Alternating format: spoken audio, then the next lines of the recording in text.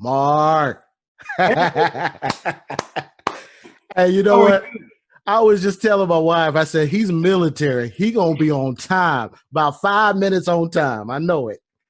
Hey, I wanna first start by saying, man, I apologize. I was supposed to send you some information Right. earlier. Yeah, I knew it. I knew you were busy because we actually were on the line watching the Democratic women, and you were on there, and I said, yeah, he's pretty much busy, but he's a man of his word. He gonna send it Friday, and I knew it. Yeah, yeah. Man, I looked back and I was like, oh no, and I was like, please accept my apology. I'm so sorry. Because it is funny you say on time. I am. Some things are hard. Some habits are hard to let go. Yeah. Hey, And I, listen, my dad was in the military, so I know exactly what you're talking about. And at being a really, military brat, my dad was always, you got to be there on time, a little bit before it's time to do whatever. That was a military term. So you definitely meet that quality, man. so real quick, just about you. Sure. How was it? I grew up as a military brat as myself. So Uh-huh. for you, what did your father? What's your father My, do? my dad was in the military. He was a first sergeant. He retired first sergeant. Okay. And we've traveled around the world. You know how that goes. You got 4 years here, 4 years there. So I've been around the world, man. I'm telling you. And it's I wouldn't trade that experience for anything. You know what I mean? And I know you're the same way. Well, what I say is, and even with my kids, I think it's even more so. They've seen it.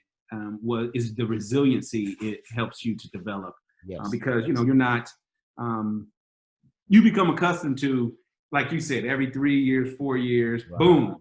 I gotta go. I gotta move to this new school. I gotta make some new friends. I gotta Readjust. Yeah. readjust. Yeah, and I think in today, especially more so today, it's a lot. If more people had that ability to do that, I think we would reduce some of the problems we've had. You are right. Because I even have family members, when you travel around, your way of thinking is broader. You know what I mean? But when somebody's lived in one area all their life, they don't know that. They don't have those experiences. So being that were in the military, that means different ways of life. You know what I'm saying? So you know how people think, how different ethnicities think. So you've got a wide range of experience, man.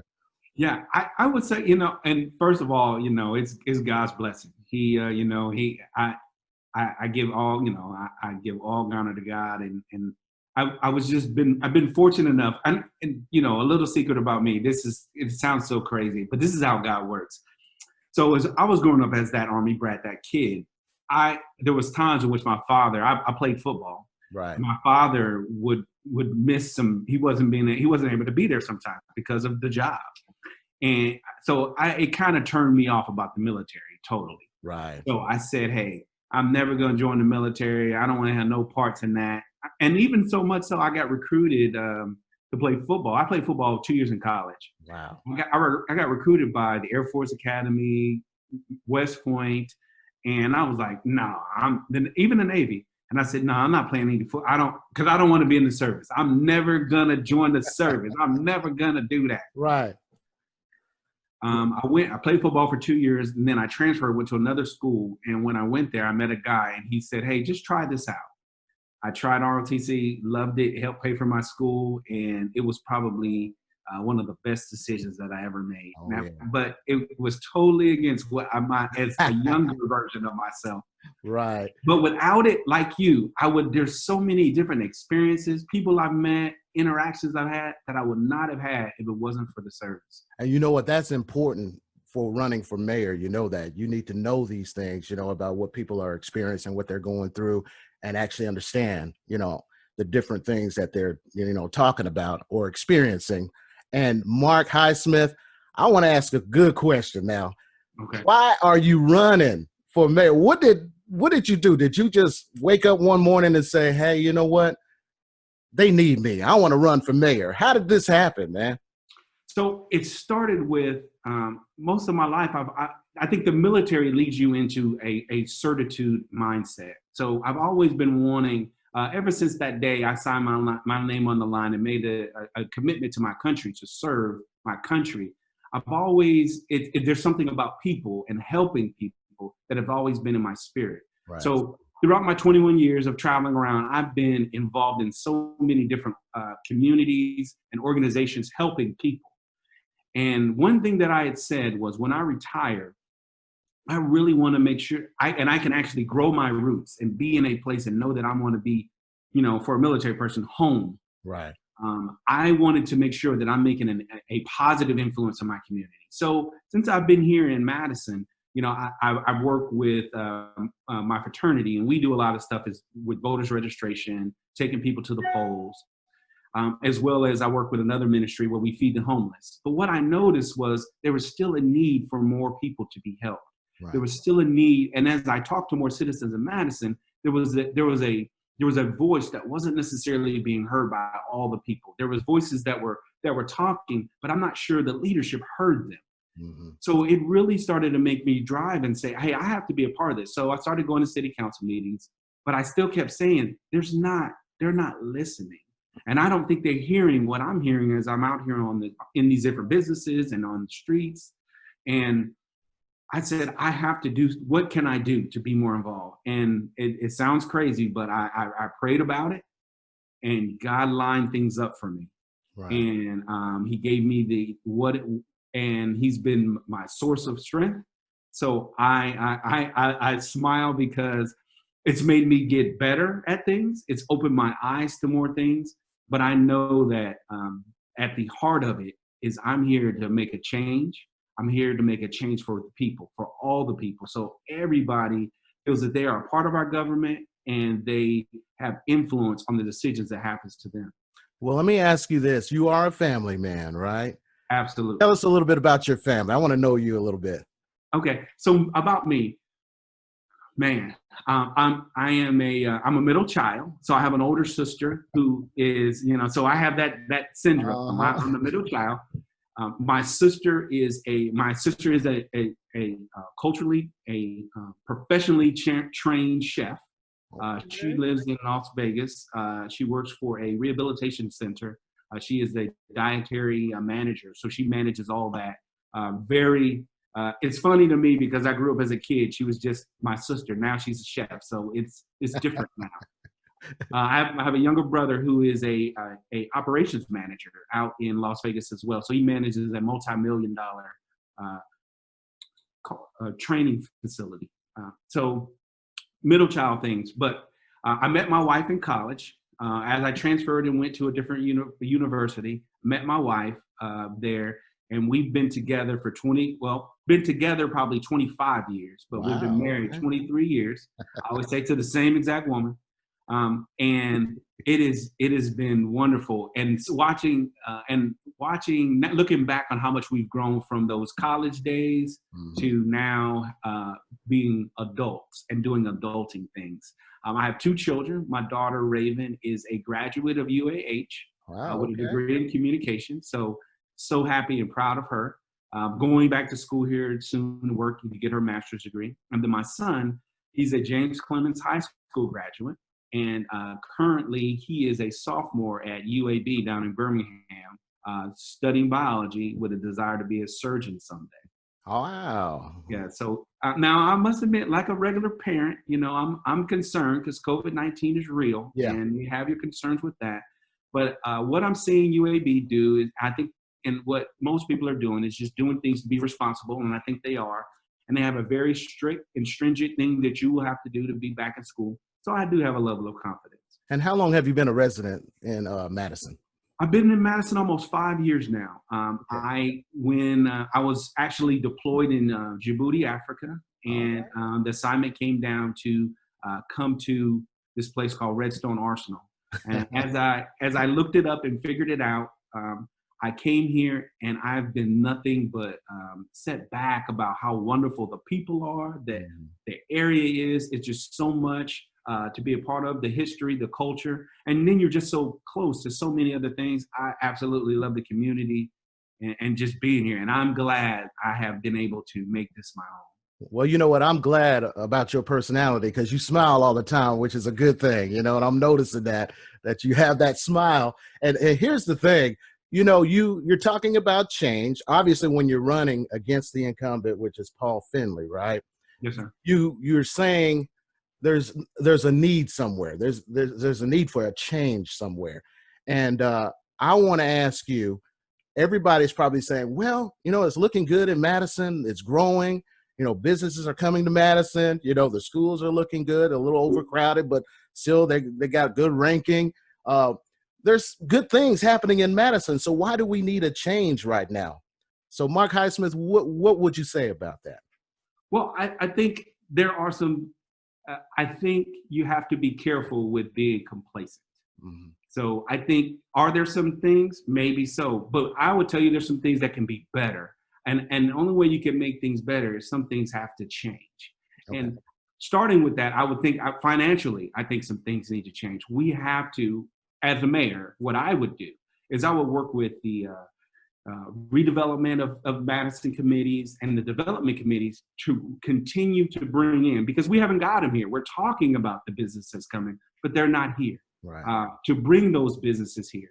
Also, I think a key element that we're not talking about is COVID-19 is real, as I said before, and the effects it has on our community and our small businesses. So I would refocus back on those small businesses because they are going to need the help so they can continue. Plan I would have is I would develop a real-time virtual directory that I would put on. The other thing I would develop is my transparency portal. So people at any time can go up and you can see, based on COVID-19, we know that there's been some changes. So you would be able to real time go look and see what all these small businesses, when they're open, what service they provide, and be able to see that real time and not have to drive out there and maybe they're open or maybe they're not, or they have different hours, which then helps those small businesses because it's that business aspect there is still there. And we'll know that those commercial businesses and those small businesses are the main focus of our revenue system that we have here in Madison. The sales tax is what really is the base of how we are able to survive and provide all the services to our citizens. Right. So it's critical to have that revenue base. The next thing is what we have had with our incumbent administration is they have created a strain between our law enforcement community and the community. I was going to ask you about that. Yeah, there's a, and what has happened based upon the actions, they've created a lack of trust. Right. That same level of trust that a citizen has to a police officer, and maybe even as well as that police officer to the citizen. So the first thing I would do is I would create a citizens oversight board, which you'd have citizens, people from the community working with and providing oversight with the police department. Right. So you'd have a give and take, and that way and that helps build that trust from the community to the police officer. And then I would also create a police advisory board from those patrol officers and detectives that would have at least a bi-weekly meeting with me to talk through the concerns that they have, that as they're dealing with the interactions they have with the community. Then I would in turn have, instead of having people come to my office for 2 hours a week, I would go visit people and let them know what is going on and how they can help to build that bridge and that trust back between the community and those police officers. And then in turn with that, I also would add in continue to focus on de-escalation training, and then develop a transparency process for body cam and webcam release of video, not just to protect and preserve the citizens, but also to protect our police officers. I think it's very critical to do that. So that's what you would do differently. But, you know, they're facing that right now, not, you know, releasing the video and all that. You would do it a little differently than that, right? You would release. Oh, absolutely. Absolutely. I would focus on what we can do to be transparent in the process. Because right now, I think everyone has a lot of questions. Right. There's a lot of things that, so why can't we do this or why can't we do that? And I'm not hearing no one. Our current administration is not saying why we can't. Is it because of legality? It's just nothing. Everybody just covers their arms and just stands there with a stoic face. And that is not how we treat people. And that's definitely not how we should treat ourselves. And that creates more problems if you really think about it. It's like you're hiding something, you know what I mean? And if transparency shows that you're not hiding anything, and you won't have any of the issues that we're going through right now in the city of Madison when it comes to the police department as well as the mayor. Absolutely. And I listened to what Mayor Finley said, and he said go back and look at the DA video that he put out, and I went back and I watched about 45 minutes. I think it's about 45 minutes long, and I said okay. And I go back to and I'll repeat the one thing that the DA said at that time, and this is what you'll keep hearing from me is he said the truth will be told. Those were his words. The truth will be told. Well, let's tell the truth. Right. You release a video, or you tell why you can't release the video, you go through that process, the truth will be told. I'm not here to be I do have a degree in criminal justice, and I have a degree in human resources as well, but I'm not here to be the judge and jury. We have a system for that. Let us utilize the system, unlike what we're doing now is just putting a big stop sign up and hoping. To me, it seems as though our current leadership is just hoping it's going to go away, and it's not. Yeah. It's like a rock in your shoe as you walk. Right. It just continues to rub until you address it. And let me ask you, that's a great platform that you're running on right now. I know you want to excite the voters to get to the polls. Is it August 25th, right? Yes, sir. So August 25th, what are you going to tell the voters to get them inspired in the city of Madison to come out and vote for Marc Highsmith? What do you say? First, I'm going to tell them is August 10th is the last day to register to vote. So that's very important. If you have not registered to vote, you need to register to vote, and the last day is Monday. I'll be putting it out on my social media platforms as well to remind people, but Monday is the date. So that's that. Second, I would tell you is you must vote. It is so important to vote. And I know a lot of people get caught up in the general election in November, but I would tell you your local elections really matter. The effects and the decisions you make at your local level are going to be more impactful for you way quicker than any general election. Correct. Who you choose to be your next leaders are going to have an effect on you almost instantaneously. It is going to. And what I would tell you is you need to pick a leader as the mayor who has integrity and is aware about transparency. You need to pick someone who has that experience dealing with trials and tribulations. I've done all that as a combat veteran. I would tell you, you also need someone who is going to look out for all the people. What I see now is our current administration, they've taken a lot of money from political action committees and special interest groups. And if you look at Madison and how it's growing in the same way of those contributions. So look at where they're getting their money from, and that is who they're focused on. Well, I'll tell you where I'm getting my money from, and I'll show it to anyone. I'm getting my money from the people. I'm a grassroots, people raised money, people funded money. So all my money is by all people. I have taken no money, not a dime from any group, because I want to be able to say and sit in the seat as the mayor and be able to be neutral and listen to all sides of the situation, did it as an IG, and then from there make informed decisions that affect everybody, and then be transparent and accountable enough to tell you what those decisions are. Man, that's important. And how can they get involved with your campaign as far as donations, where they need to go, what website, what social media account? Just let us know how people can get involved with Marc Highsmith. Thank you so much. It's the one thing I get so pumped up and motivated. My people always say, don't forget. Right. So my social media handles are Highsmith for Mayor. And I'm on all social media. You pick it, we're on it. As far as the website, I challenge everyone to go to www.highsmith4mayor.com. On that website, I spell out everything that I plan to do, my entire platform. Not only do I spell out my platform, but I have a button where you can contact me if you have any questions or concerns. And that's what I'm doing for the rest of the day. Well, most of this day is I got to answer these emails. No. Next is I also have a volunteer button in which it's the opportunity for anybody. And because it's people driven, I'm asking for everybody to volunteer. And you can volunteer in a variety of many ways. And then the last one is probably the most important, and that is donations. Yes. The donations that people make are how we're able to reach the audience. I thank you so much for giving me the opportunity to be on your platform. Yes. But to continue to reach those audiences, we're financing it from the people, by the people. And the donations are what makes it happen. So thank you. I'm gonna make it light now. What's your favorite food, man? Chicken wings, hamburgers. What is it? Oh man, I'm a barbecue guy. Uh Oh man, I'm oh. a huge barbecue guy.